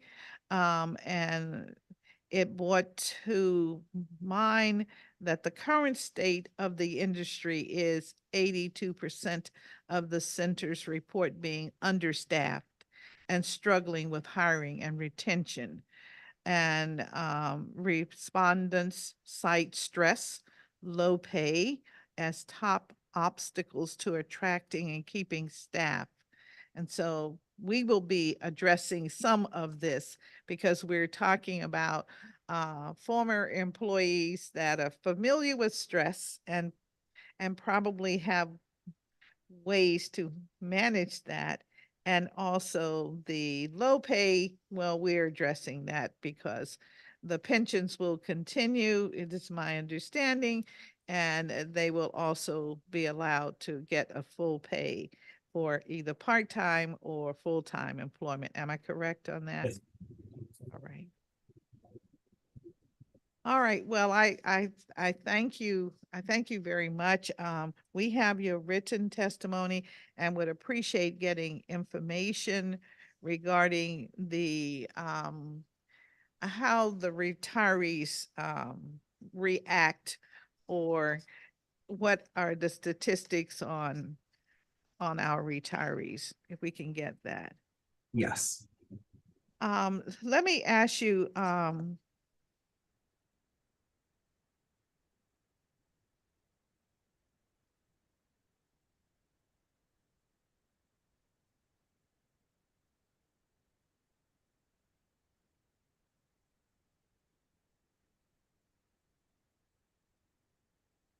as it relates to other district agencies or retired district employees, do you have a sense that you can share with us about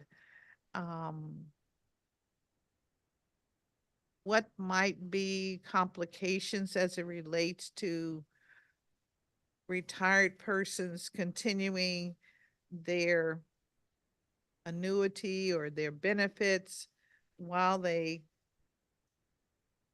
work at the the Unified Communication Center?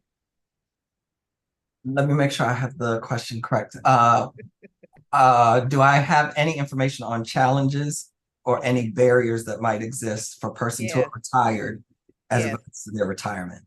I don't have any specific information. I think that there could be a case-by-case instance. And so we, would want to make sure that we're not giving a blanket response to that, because it could vary, especially since we have multiple ways that persons could be in either a pension plan and a retirement plan, or solely retirement plans. But all right, so then it sounds like we probably need to have the DC Retirement Board to speak on this matter as well. The DC Retirement Board, or someone who's, yes, overseeing retirement. Yes. All right. Okay. All right.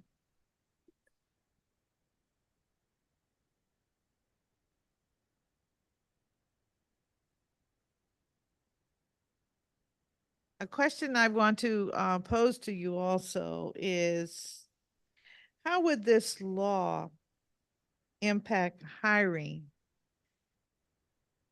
rehires from an equity lens?